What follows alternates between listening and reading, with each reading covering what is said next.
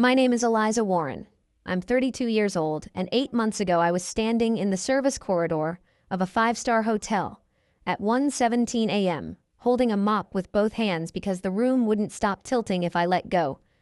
6 months pregnant and telling myself in a steady, practiced rhythm that this was temporary, that this was just a tight season, that Nathan, my husband of 2 years, had everything under control, that he always did. And in a way that would later matter more than anything else, he was handling things perfectly, just not in the way I believed. But I'm getting ahead of myself. I grew up in Savannah, Georgia, on a street where the houses sat back from the road as if they had nothing to prove, and the people inside them behaved the same way.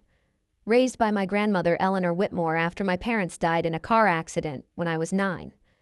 And if you had asked me then to describe her, I would have said she was composed in the way some people are tall, as if it were simply how she existed in the world. She wore the same pearl earrings every day for 3 decades, drove a car older than most of my friends, owned properties I only learned about years later, and never once made a show of any of it. She was not demonstrative, not in the way people expect, but her version of care was precise and consistent, and impossible to miss if you knew how to look for it.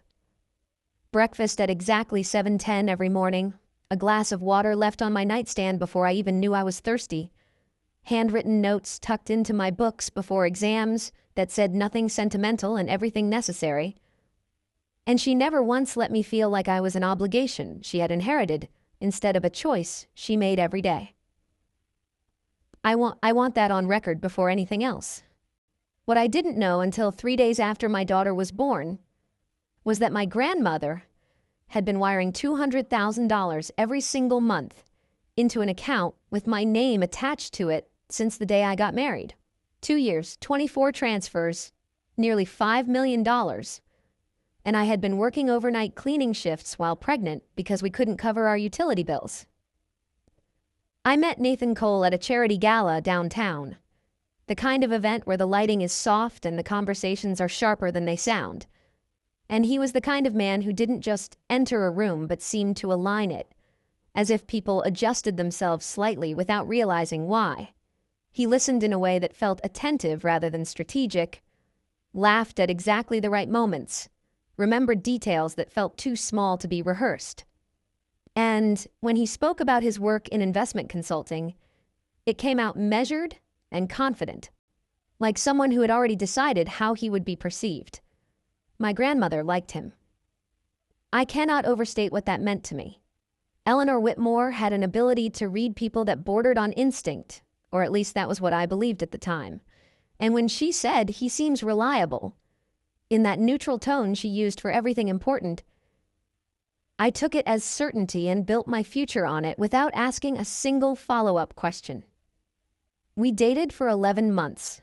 And during that time, Nathan learned me with a precision I mistook for intimacy. He recreated our first date down to the exact wine we had ordered, proposed in a garden I had mentioned once in passing from childhood, referenced stories I had forgotten telling him. And at the time I thought it was romance, the kind that pays attention, the kind that cares enough to remember. But I understand now that it was research, thorough and deliberate and quietly effective. The warning signs existed. I need to say that plainly because one of the harder things to accept later was how actively I participated in not seeing them. The joint account he suggested made sense at first.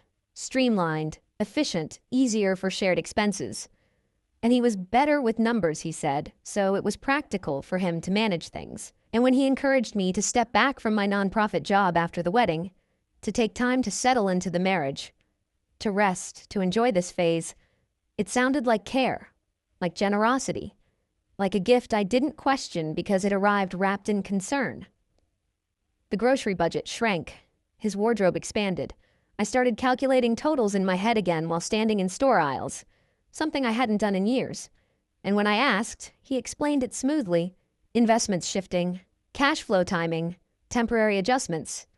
And I nodded because the explanations were coherent and the alternative required believing something much more disruptive. Then I got pregnant, and the imbalance stopped being theoretical. By my 5th month, I had started noticing the numbers more closely. By my 6th, I picked up overnight shifts at a hotel cleaning service because the math no longer worked any other way. The work was physical and exhausting and left my back aching in ways I didn't admit out loud. But I told myself I was being practical, responsible, the kind of woman who adapts instead of panics. Nathan knew about the job. He called it admirable. He brought me coffee once before a shift, kissed my forehead, told me he was proud of how hard I worked, and I held on to that moment longer than I should have because it felt like confirmation that everything was still aligned, still intact. At the same time, packages started arriving, designer brands I recognized but would never have considered buying, addressed to him, sometimes to his mother who had begun visiting more frequently, and when I asked, he answered without hesitation, a successful quarter, a client bonus, small indulgences after a strong performance, and he said it in a tone that made questioning feel unnecessary. So I went to work that night, and I scrubbed marble floors until the reflections blurred. And I chose to believe him. Because belief is easier than reconstruction. Because nothing had broken yet in a way I could not explain away. The breaking point didn't arrive with a fight or a confession or even a mistake obvious enough to name. It arrived quietly, 2 days after my daughter was born, in a hospital room that smelled faintly of antiseptic and something softer underneath it. With my grandmother sitting across from me in a chair she had pulled closer than usual, looking not at the baby but at me, at my hands, at the way I angled my body when the billing nurse walked past. And after a long moment she said very calmly, "Eliza, wasn't $200,000 a month sufficient?" I thought I had misheard her. I thought the exhaustion had rearranged the sentence into something impossible. "What money?" I asked. And even as I said it, I could feel something shifting. Something small, but irreversible. She studied my face for a moment that lasted longer than it should have, then said, quietly, as if the words themselves required careful handling, "I've been transferring it on the 1st of every month since your wedding day. I assumed you preferred to live modestly." My daughter was asleep on my chest, 2 days old and already the most real thing in the room. "Grandma," I said, and my voice sounded thinner than I expected. "I've never seen any of that." The change in her expression was immediate and absolute. The composure didn't disappear, but it tightened, sharpened into something else, something I had seen only a handful of times in my life. And without another word, she reached into her bag, took out her phone, selected a contact, and when the line connected, said, "Call Jonathan now." The door opened 40 minutes later. Nathan walked in first, carrying 2 shopping bags, followed by his mother, both of them mid-conversation, mid-laughter, the easy, unguarded kind that comes from a good afternoon. And the moment they saw my grandmother's face, they stopped. Not gradually, but completely, as if something had been switched off. "Eleanor," his mother said, her voice adjusting into something careful, controlled, "we didn't know you were here." My grandmother didn't look at her. She was looking at Nathan. "Nathan," she said, and it wasn't loud, it didn't need to be, "where is my granddaughter's money?" The room went still in a way that felt deliberate. Nathan blinked once. "What money?" he said. "Don't," she replied, and her voice became level in a way that removed all space for interpretation. "Every transfer was made into a joint account designated for household expenses, an account you managed, an account she did not have independent access to." I looked at him. He didn't look at me. "Things are complicated," he said finally, and there was a shift in his tone, subtle but unmistakable. "Financially, the market." 2 years, I said, interrupting him before he could finish because I needed to hear it out loud. 24 transfers, that's nearly $5 million. The number settled in the room like something physical. "You told me we were struggling," I continued, my hands shaking now and not bothering to hide it. "I took a cleaning job, Nathan, 6 months pregnant, night shifts. I cried over grocery bills, and you were sitting on $5 million. He finally looked at me, and what I saw there was not guilt, it was calculation. "You don't understand what it takes to maintain our position," he said. "Whose position?" I asked, and my voice broke on the word. His mother stepped forward then, chin lifted, ready to speak, but my grandmother raised a hand slightly and she stopped mid-sentence. "Pack a bag," my grandmother said to me, her voice calm again. Final in a way I recognized immediately. You and the baby are coming home with me tonight. My attorneys will handle everything else. And in that moment, sitting there with my daughter on my chest and the life I thought I understood rearranging itself in real time, I realized something with a clarity that left no room for denial. Nothing had gone wrong suddenly. It had been working exactly as designed all along. My grandmother's house on Whitmore Street smelled exactly the way it always had. Polished wood, lemon oil, and something older underneath it that I had never been able to name but had always associated with safety. And walking back into it that night with a newborn in my arms and a single overnight bag felt less like returning, and more like stepping into a version of reality that had been waiting for me to notice it. My old room was unchanged. The same quilt, folded at the foot of the bed, the same narrow bookshelf, the same window overlooking the garden where the jasmine would start blooming in a few weeks. And I sat on the edge of that bed sometime after midnight with my daughter asleep against my chest, and felt the kind of exhaustion that doesn't come from lack of sleep, but from the sudden absence of something you've been carrying for so long, you didn't realize it had weight. The next morning, my grandmother introduced me to Jonathan Pierce. He was 65, gray-haired, precise in his movements, dressed in a dark suit that looked like it had never once been worn carelessly, and he had the focused stillness of someone who charged by the hour and considered unnecessary words a form of inefficiency. He had been practicing law for over 4 decades, specialized in financial litigation, and according to my grandmother, had never taken a case he wasn't prepared to finish. He sat across from me at the dining table with a folder thick enough to suggest that whatever was inside had been building for some time. "Tell me everything," he said, and his tone was neutral, not unkind, but exact. From the beginning, no interpretations, just facts.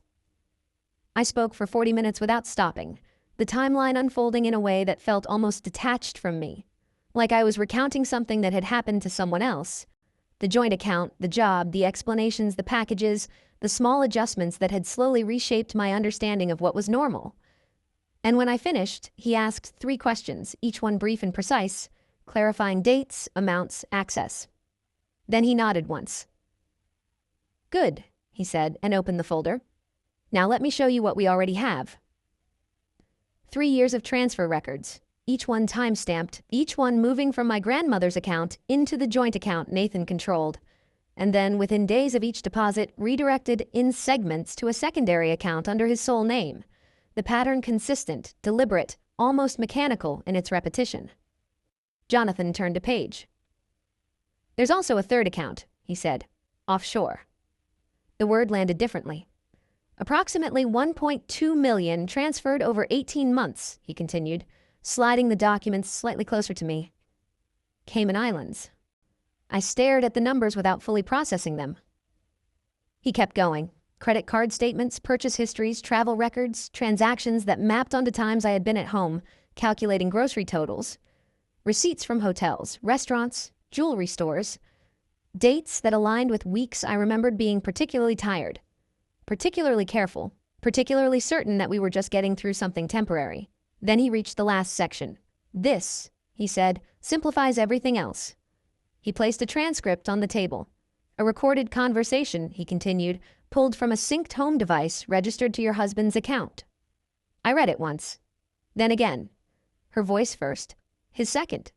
"She won't question it," Nathan had said. "She trusts you completely," his mother replied. "And if anything comes up," he continued, "she'll come to me first. She always does." I felt something in my chest shift. Not sharply, not dramatically, but definitively, like a door closing in a room I hadn't realized was still open. "Are you all right?" Jonathan asked. "Yes," I said, and it was true in a way I didn't fully understand yet. "Keep going." He explained the plan in clear, structured terms: civil fraud, financial exploitation, breach of fiduciary duty, filings prepared for immediate submission, coordinated with a disclosure strategy that extended beyond the courtroom. "Why does it involve disclosure?" I asked. "Because your husband," he said, folding his hands lightly on the table, "is currently finalizing a capital agreement with 2 investment groups, approximately $9 million in commitments, pending final review." I looked up. "And they should know who they're investing in," he added. The filing went in the next morning at 9 o'clock sharp. By noon, every professional contact Nathan had was aware of it. The days that followed had the strange stillness of something after impact. Everything quieter than it should be, as if the world was waiting to see what would settle and what wouldn't, and I was recovering from childbirth and the collapse of a marriage at the same time, which is a kind of disorientation that doesn't announce itself but rearranges everything nonetheless. Nathan's messages started within hours. At first, apologetic, then explanatory, then edged with something sharper. You don't understand the pressure.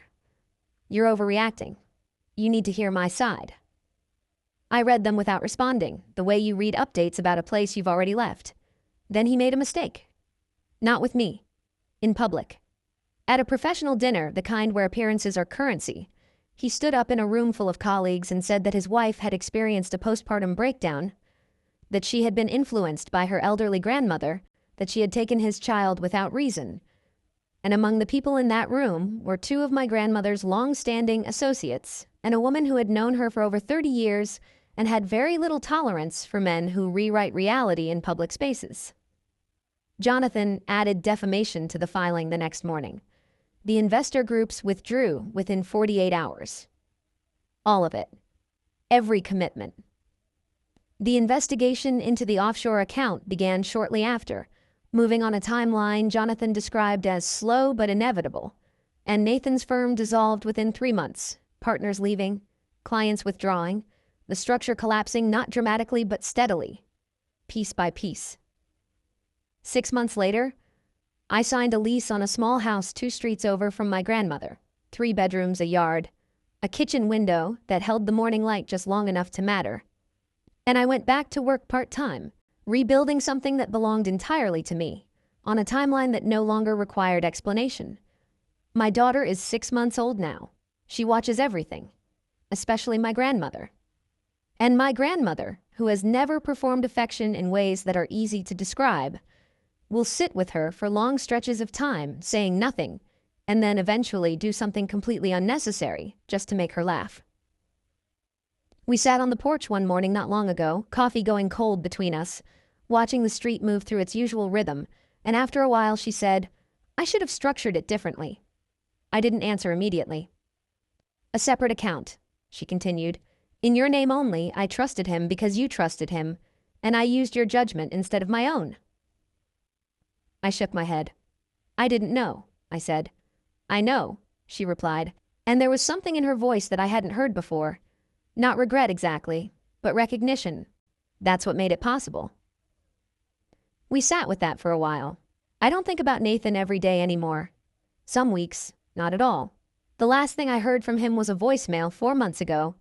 Carefully constructed, measured, apologetic in a way that felt rehearsed. He said he had made mistakes, that he still loved me, that he hoped I would forgive him for the sake of our daughter. And I saved it. Not for me. For her.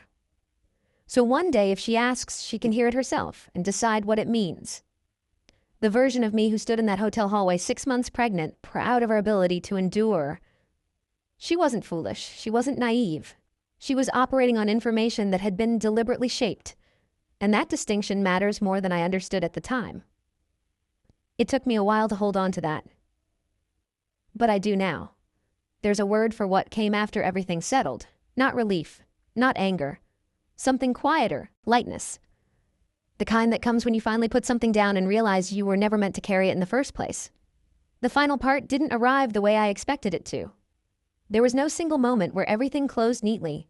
No courtroom scene where someone declared an ending. No sentence that landed with the kind of weight you can point to and say, this is where it finished. It happened gradually, in layers, in decisions that seemed small when I made them, and only later revealed themselves as permanent.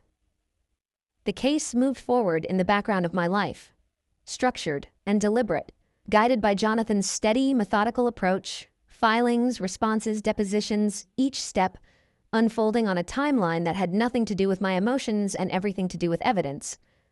And over time, I stopped needing to know every detail, because the outcome had already begun to take shape long before anything was officially decided. Nathan settled. Not publicly, not dramatically, but completely. Full financial restitution, the recovery of the transferred funds, additional damages tied to the fraud and the defamation claim, and a set of terms that ensured he would not have the ability to reframe the narrative again in any space that mattered. I didn't attend the final meeting. Jonathan did. My grandmother did. When they came back, she stood in the doorway of the sitting room for a moment before speaking, the way she always did when something required precision. "It's done," she said. And that was it. No elaboration, no explanation. Just the kind of finality that doesn't need reinforcement. Nathan left the city within 2 months. I didn't ask where he went. I didn't need to know. What mattered had already happened. The accounts were closed. The investigations concluded. The version of him that had existed inside my life no longer had any structure to stand on. There were things I learned afterward that didn't surprise me as much as they should have. Smaller details that fit into the pattern once I knew how to look at it. Other clients who had raised concerns, inconsistencies that had been explained away until they couldn't be anymore. A professional reputation that, once examined closely, turned out to be built more on performance than substance. But none of that changed anything for me. Because the truth had already been established in the only place it needed to be. Inside my own understanding. Recovery, I discovered, is not a single shift. It's repetition. It's waking up in the same room, in the same bed, with the same life, and slowly realizing that the tension you used to carry in your body is no longer there, that you are making decisions without running them through someone else's expectation, that silence is no longer something you need to fill with explanations. I built a routine that belonged entirely to me. Mornings with Ren in the kitchen, sunlight catching on the edge of the counter, coffee going cold more often than I finished it, work that fit into the spaces of my day instead of dictating them, conversations that didn't require translation or anticipation. I went back to nonprofit work gradually, consulting at first, then taking on projects that mattered to me, rebuilding not just a career but a sense of competence that had been quietly eroded without me noticing. Money, when it returned to my control, felt different than I expected. Not powerful, not emotional, just quiet. Available when needed. Absent when not. It stopped being something I measured my safety against and became what it should have been all along, a tool, nothing more. The house I rented eventually became the house I bought. Not because it was impressive, but because it felt like mine in a way that had nothing to do with ownership papers, the way the light moved through it in the morning, the sound the floors made in the hallway, the fact that every object inside it had been chosen without negotiation. Ren started to walk just before her first birthday. Unsteady at first, then with increasing certainty, the way all forward movement happens, and I found myself watching her with a kind of attention that felt almost like recognition, not of who she was becoming, but of something I had forgotten in myself. The ability to move without calculating risk at every step. My grandmother changed too, though she would never describe it that way. She became more present in small, unstructured ways, sitting longer than necessary, asking questions she didn't need answers to, allowing moments to exist without directing them. And one afternoon, without any particular lead-in, she said, "I underestimated how deliberate someone could be in misusing trust." I didn't respond right away. "I assumed character would reveal itself under pressure," she continued, looking out at the garden. "I didn't account for someone who had practiced maintaining it." There was no apology in it. But there was something else. Accuracy. And that mattered more. We didn't talk about Nathan often after that. There was nothing left to analyze, nothing left to resolve.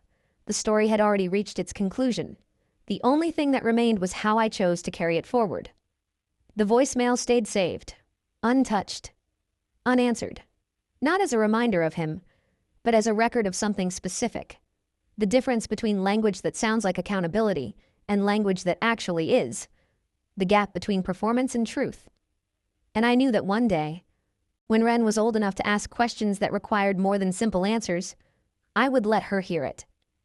Not to shape her opinion, but to give her the information I once didn't have. So she could decide for herself. People asked me occasionally if I forgave him. The question always came carefully, as if it were something delicate. I never answered it the way they expected, because forgiveness as they meant it implied something unfinished, something still connected, and there was no connection left. What existed instead was clarity, and clarity doesn't require forgiveness to function.